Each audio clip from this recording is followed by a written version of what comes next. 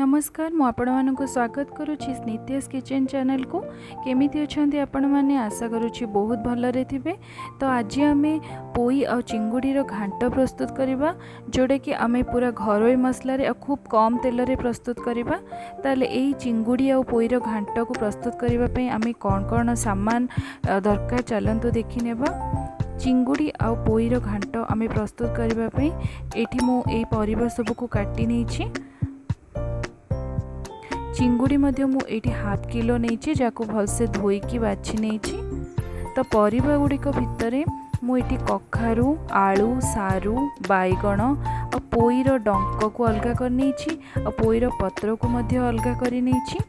तो ये पोईर पत्र को अलगा करने द्वारा मु पत्र को लास्ट रे ताकू भाजीबी, जहाँद्वारा कि पोईटा टिके लालुआ अंश रही है, तो सहीटा बेसी लालुआ हेनी और तरकारीटा ही आमको बहुत टेस्ट लगे। देखो मुझे पत्र को बाहर कर नहीं। आ मसला भितर मुझे दीटा बड़ साइज्र पियाज को छोट छोट कटिकी काटी नहीं आ 3टी रसुण को एमती छड़े नहीं आ 2 खंड अदा को नहीं, 2टा टमाटो को एमती काटी नहीं आ मसला गुड़ी को मु माने अधा छेचा करिछि किंबा एटा को माने फाइनली पूरा हमें ग्राइंड करबानी, एमती अधा ग्राइंड करबा। देखंतु मेठी रसुण अदा आ अधा पियाज को तार ग्राइंड करि नेछि आ एठी तेजपत्र आ टिके चीनी मध्ये नेछि। वर्तमान आमे प्रेशर रे नेइथिबा परिबा गुडी को सिझै नेबा। तो मु प्रेशर रे प्रथमे पानी दे दोछि आ सेथिरे मु सब परिबा पकेइ दोछि। यही चिंगुड़ी और पोईर घांटी बहुत ही टेस्टी लगी था। आ पोईर तो बहुत सारा हेल्थ बेनिफिट अच्छी फ्रेंड्स, आम मैंने जाने। आपण मैंने जब एपर्यंत आम चैनल को सब्सक्राइब करनी ताले सब्सक्राइब करनियंतु।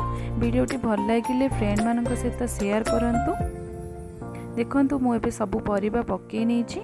तो मुझे पत्रटा को पकाउनी, जोटा कि मुझे आगरू कही से बहुत लालुआ हो पत्रटा को सिझे नेले। तो आम ताको कषिला बेले ही पकेबा। एबे मुझे दरकार आवश्यक मुताबक लूण आ हल्दी गुंड दे दोची। तो एडा को मुझे 1 ରୁ 2टा सीटी हेबा जाए बसई नेबे। जदि हाई फ्लेम रे देबे ताले 1 सीटी, लो फ्लेम रे 2टा सीटी। देखंतु एबे मु चिंगुड़ी रे लूण आ हल्दी पकई नोची आ ताको भलसे गोळेई नोची। ये लूण आ हल्दी पकईकी गोले कि आम आपको 5 मिनिट छाड़ी देबा। देखो एमती मु गोले दौची। ये चिंगुड़ी गोले सारिबा परे गोटे पैन रे अल्प सोरिष तेल दे मुझे चिंगुड़ी को भाजी नहीं फ्रेंड्स। देखो यहाँ पूरा डीप फ्राए हेनी, एमती तार पानी मरिबा जाए ही आम भाजी नेबा। देखो मुझे आपको देखा जस्ट तार पानीटा मरी जाइए, मुझे ही भाजी। आउ बहुत कम तेल हाफ टी स्पून ही देइछि सोरिष तेल। एबे देखो आमर परिबा गुड़ाक सिझी जाइछि, एटा पूरा सिझिनी, या मु हाफ बॉयल ही करिछि। एबे मु आउ गोटे पैन रे 1 ରୁ 2 टेबल स्पून सोरिष तेल देइछि। ताइरे मु एथिरे पकेइछि तेजपत्र एवं चीनी। तापरे आम एथिरे पियाज पकई नेबा। पियाजटी भल भाव भाजी सारा पर आम ए अदा पकई नेबा। जो अदार पेस्ट बनई ना से अदार पेस्ट पकई देबा। आपण मैंने ध्यान रखु जदि आप अदा और रसुण को एमती अलग अलग छेची ने से तो मुझे हाफ ग्राइंड करछि। तो अदा टिके कषि गला पर एबे मु एथिरे रसुण पेस्ट मध्य दे दोछि। रसुण पेस्ट दे सारा पर मु एथिरे जो पियाज बटा होता ना से पियाज बटा को दे दोछि। ये सबू जिनस भल भाव आम कषि नेबा। तापरे एथिरे आम कटा होइतिबा टमाटो पकई नेबा। टमाटो पकई सारिबा परे आकु पुणी थरे एमती कषि नेबा। देखंतु मु एथिरे बहुत कम तेल देइछि, तो सेति एटा टिके साइड आडू लागी आसुछि, किंतु एटा किछि भी नै। एटार टेस्ट बहुत ही भल लागिबो। आपण एटा करिला पर ही जानि परिबे। एई प्रोसेस रे निश्चय थरे ट्राई करंतु। एथिरे मु एथिरे हळदी गुंड बर्तन पकई नोछि।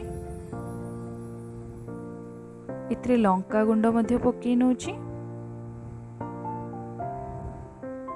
राग हिसाब रे आपण कम बेसी करि परिबे लंका गुंड को। एथिरे वर्तमान मु जीरा गुंड पकई नोछि। एटा मोर बहुत छोट स्पून अच्छी, तो से मु 2-3 स्पून पकाउछि। एटा जदि बड़ स्पून आपण पाखे अच्छी ताले 1 स्पून पकेबे। या परे आमे धनिया पाउडर पकेइबा।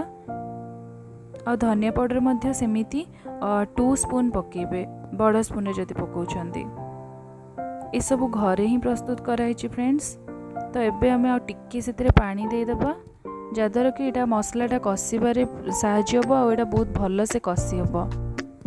आम ए खूब कम तेलर व्यवहार करछे तो से मसला कषिला बेले आम टिके पानी व्यवहार करवा से। एबे आमे लूण पकेबा किंतु लूण जेहेतु आमे परिबा सिझारे मध्ये पकेइछे आ चिंगुड़ी रे मध्ये पकेइछे तो सेति खाली मसला कषिबा पई टिके लूण देबा। देखंतु एबे हमर मसलाटा पूरा कषि ही गलानी। तो मु एठी एबे भजा होइतिबा चिंगुड़ी को पकेइ नउची। ए चिंगुड़ी को पकेइ सारिबा परे मु भल से याकू मिसई नेबी। चिंगुड़ीटा ऑलरेडी हमर भाजी हिची तो मसला रे एटा इजीली बहुत जल्दी कषि हिजिबो। देखंतु आ एते बढ़िया फ्लेवर आसुची आपन मु कहि परिबिनी आपन निजे ही प्रस्तुत करले एटा जानि परिबे। एबे देखंतु जो आमे पत्रटा को अलगा रखी थिले ताको हाफ काटी के एमिति पकेइ नेबा। देखंतु मु बहुत गुंड करिके काटिनी ताको जस्ट खंड कर देइची। तो ए पत्र को पकेइ की आमे एमिति टिके ताको कषि नेबा। एटा बहुत जल्दी सिझी जाय थाए तो सेति पय आमे पत्र को बहुत समय धरिकी कषिबा किछि भी दरकार नै।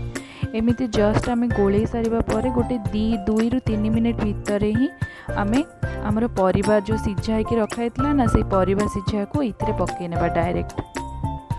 देखो मैं सब गुड़ा परिबा सिझा को पके नहींची। तापरे आमे भल से याकू गोले नेबा। देखिले ना फ्रेंड्स मु सब घरोई मसला रे केते बहुत बढ़िया टेस्टी पोई आ चिंगुड़ी घांट प्रस्तुत करुच्ची। देखो एथिरे आमे किछि भी बाहर जिनस पकेने एटा पूरा पूरी हमर घरोई जिनस रही।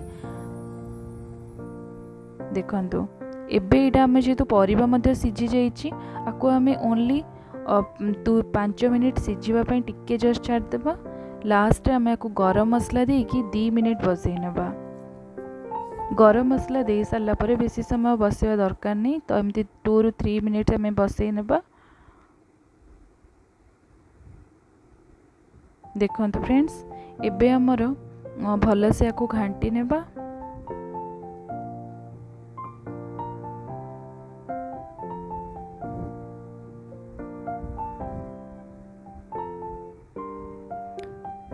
एबे मु आर ढांकुणी बंद करिकी 1 मिनिट एमिति फुटिबा पई छाड़देली। तापरे मु माने गैस रो फ्लेम को ऑफ कर दूची। देखंतु वर्तमान हमर प्रस्तुत हो गलानी पोई आ चिंगुड़ी रो स्वादिष्ट घांट। निश्चय ये प्रोसेस रे आपण माने थरे ए घांट को प्रस्तुत करंतु आ खांतु समस्त खुआंतु मध्य। वीडियोटी भल लागिले लाइक करंतु शेयर करंतु आ जहाँ भी किसी क्वेश्चन अच्छी आपण मते कमेंट सेक्शन में भी लिखिकी दे परिबे। ताहले नेक्स्ट वीडियो रे पुणी थरे देखा। Till then bye bye. Thank you.